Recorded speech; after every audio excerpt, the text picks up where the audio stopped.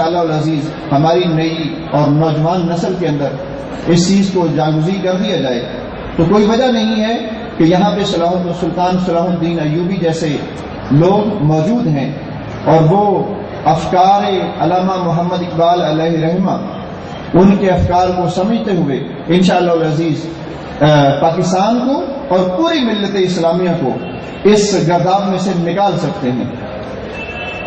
علامہ محمد اقبال رحمۃ اللہ علیہ ایک ایسی شخصیت جس کے بارے میں محترم زاہد حامد صاحب بہت زیادہ ڈسکس ماشاءاللہ کرتے رہتے ہیں اور اس کی ضرورت ہے کیونکہ وہ پرسنالٹی ہی ایسی ہیں کہ جنہوں نے جبکہ مسلمانوں کا ایک دور غلامی چل رہا تھا اس وقت اپنی شاعری کے ذریعے اور اپنے افکار کے ذریعے ایک ایسی سوچ اور فکر کی طرف مسلمانوں کو کی راہبری کی کہ اگر اس وقت کے مسلمان اس کو صحیح طریقے سے سمجھ جاتے تو ایک دن کے لیے بھی انگریز جو ہیں وہ برصغیر پاک و ہند میں نہ رہ سکتے، اور اگر انگریز سمجھ جاتے ان کے افکار کو کہ یہ شخص تو مسلمانوں کو بغاوت کی طرف ابھار رہا ہے، یہ تو ہمیں یہاں سے نکالنے کی طرف ابھار رہا ہے، تو شاید وہ ان کے لیے بڑی کوئی سخت قسم کی سزا کا تعین کرتے۔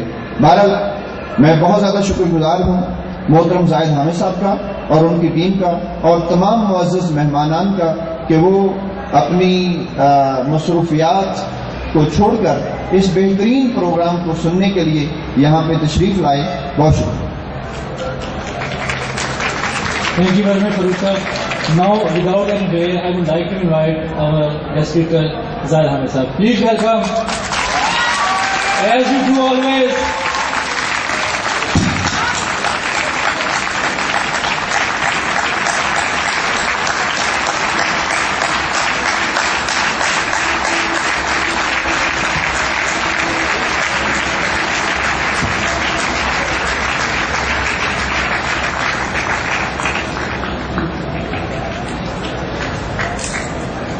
اعوذ باللہ من الشیطان الرجیم بسم اللہ الرحمن الرحیم اللہم صلی وسلم وبارک علی سیدنا محمد وعلی آلہ وصحبہ وسلم رب اشرح لی صدری ویسر لی امری واحلل عقدۃ من لسانی یفقہوا قولی۔ میرے پیارے بچوں، اساتذہ کرام، لیڈیز اینڈ جینٹلمین، السلام علیکم ورحمۃ اللہ وبرکاتہ۔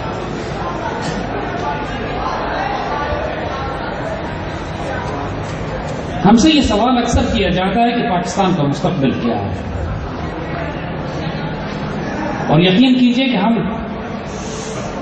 اس شاندار مستقبل کی تصویر الفاظ میں نہیں کھینچ سکتے ہیں جو اللہ تعالیٰ نے خوش نصیبی اس پاکستان کے لیے لکھی ہوئی ہے۔ وہ اتنی حیرت انگیز ہے، اتنی ناقابل بیان ہے، اتنی ناقابل یقین ہے کہ اس کو بیان کرنے والوں کو اکثر دیوانہ کہا گیا ہے۔ جب اللہ کے بندے اللہ کے بتائے ہوئے رازوں کو کھول دیتے ہیں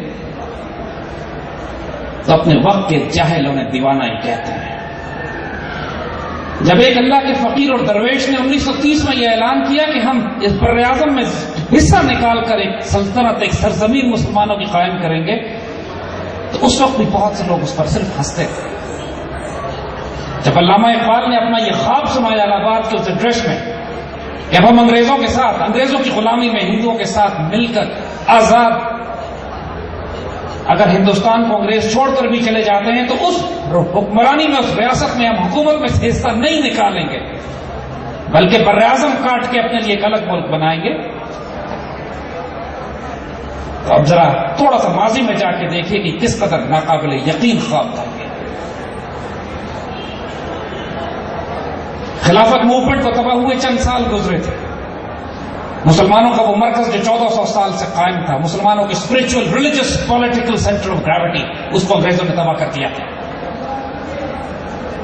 پہلی جنگ عظیم کے بعد جب خلافت عثمانیہ کے حصے بکھرے کیے تو اس سے زیادہ تاریخ دور امت مسلمہ پر کبھی نہیں آیا تھا۔ اپنے بڑوں سے پوچھیے جب انہوں نے خلافت موومنٹ چلائی تھی،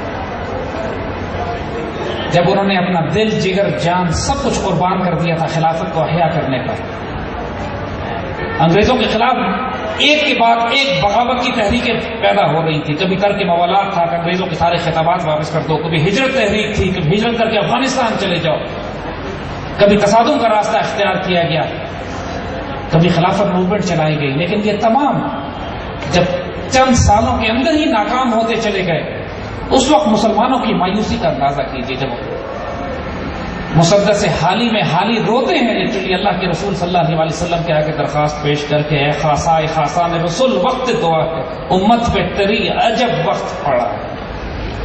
آپ بچوں کو اندازہ نہیں ہے اس وقت کہ وہ کتنا تاریکی کا دور تھا کہ جب سوائے مکہ مدینہ کی اور افغانستان کے پوری مسلمان دنیا غلام ہو چکی تھی. آج ماشاءاللہ آپ اتنے مسلمان ممالک کو دیکھتے ہیں, یہ تصور سے باہر ہوگا آپ کے کہ جب کوئی مسلمان خطہ آزاد نہ ہو. اور اس وقت ہندوستان میں ایک دیوانہ جس کے پاس کوئی فوجی طاقت نہیں ہے, کوئی پولیٹیکل پاور نہیں ہے, کوئی میڈیا اس کے ساتھ نہیں ہے, وہ خواب دکھاتا ہے ہم انشاءاللہ ایک آزاد ریاست قائم کریں گے. اور 1930 میں کیا ہے, اس وقت تاج برطانیہ پر سورج غروب نہیں ہوتا تھا.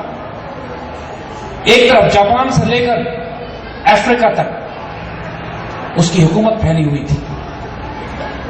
اس وقت جب اس دیوانے نے آ کے کہا کہ مجھے اللہ کی طرف سے بشارت دے دی گئی ہے کہ ایک ملک تیار ہوگا, ایک ملک تعمیر کیا جائے گا جس کی بنیاد لا الہ الا اللہ کے اوپر ہوگی, اس کو ماننے والا کوئی نہیں تھا اس وقت. علامہ اقبال نے اپنے 1912 میں اپنے مشن کا آغاز کیا تھا. 18 سال تک وہ اپنی کریڈیبلٹی اسٹیبلش کرتے رہے امت مسلمہ کے آگے کہ ان کا مقام کیا. لوگوں نے ان کو فلسفی کے طور پر دیکھا, شاعر کے طور پر دیکھا, ایک پولیٹیکل انالسٹ کے طور پر دیکھا. لیکن اگر نہ دیکھا تو اس درویش اور فقیر کو نہ دیکھا کہ جو اپنے رب کی طرف سے انسپریشن دے کے, اپنے رب کی طرف سے عطا کی ہوئی نور بصیرت سے وہ حقیقت ہمیں بتا رہا تھا جو آنے والے دور میں لوگوں کو ایک انتہائی خوشخبری کی بشارت. 1938 کا بچوں واقعہ علامہ اقبال کے انتقال سے کچھ عرصہ پہلے کی بات ہے. لوگوں نے آ کے اقبال سے اعتراض کیا, ان کا مذاق اڑایا کہ آپ تو کہا کرتے تھے پاکستان بنے گا, آپ تو کہتے تھے کہ ایسی امت بنے گی جس کو سبق پڑھایا جائے گا صداقت کا, عدالت کا, شجاعت کا, تاکہ لیا جائے گا کام اس سے دنیا کی امامت کا. وہ کہاں ہے وہ قوم؟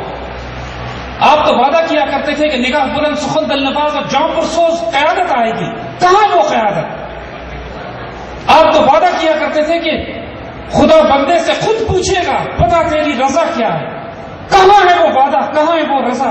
کہاں اللہ نے پوچھا ہم سے کہ بتاؤ اپنی رضا کہاں؟ آپ تو وعدہ کیا کرتے تھے کہ ایک اسلامی مملکت کا قیام وجود میں آئے گا. آپ نے کیوں جھوٹ بولا ہم سے؟ 1938 یاد رکھیے, اقبال کے انتقال سے کچھ عرصہ پہلے کی یہ بات ہے. اب اقبال بھی جلال میں آ گئے. وہ راز جو بہت عرصے سے وہ اپنے سینوں میں چھپائے ہوئے تھے, جس کی اپنے فقیر, اپنے درویش ہونے کو جس کو وہ ظاہر نہیں کرتے تھے, حالانکہ اپنی شاعری میں اشارے کر گئے تھے. جب وہ تقریریں کرتے تھے تو محفلیں روتی تھی. لوگوں نے پوچھا اقبال سے کہ آپ کے اندر کون بولتا ہے؟ یہ شاعر اور فلسفی کی آواز نہیں ہے, یہ کس کی آواز ہے جو ہمارے دلوں کو ہلا دیتی ہے؟ تو اس پر اقبال نے بھی اپنا راز تھوڑا سا دیا. کہتے ہیں نکلی تو لب اقبال سے. تم یہ پوچھتے ہو کہ یہ باتیں کس کی ہیں, کہاں سے آئی ہیں؟ نکلی تو لب اقبال سے, پر جانے کس کی ہے یہ صدا. پیغام سکون پہنچا بھی گئی, دل محفل کا تڑپا بھی گئی.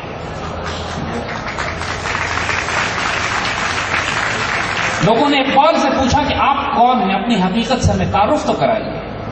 آپ کے اللہ کی طرف سے خوشخبریاں اور بشارت دینے والے فقیر اور درویش اور قلندر ہیں. یہاں بھی اقبال چھپا گئے اپنے آپ. نکلی تو لب اقبال. اقبال بھی اقبال سے آگاہ نہیں ہے, اقبال بھی اقبال سے آگاہ نہیں ہے. کچھ اس میں تمسخر نہیں, واللہ نہیں. میں مذاق نہیں کر رہا, واللہ میں خود نہیں جانتا کہ اللہ مجھ سے کیا کام لینا چاہتا ہے. تو 1938 میں جب لوگوں نے اعتراض کیا اقبال پر کہ کہاں گئے وعدے آپ کے, تو پھر اقبال نے ایک شعر میں اس کا جواب دیا. اور ذرا حوصلے سے سنیے گا, ایک فقیر کی بشارت اس میں. فرماتے ہیں کہ عشق کو فریاد لازم تھی, عشق کو فریاد لازم تھی سو وہ ہو چکی.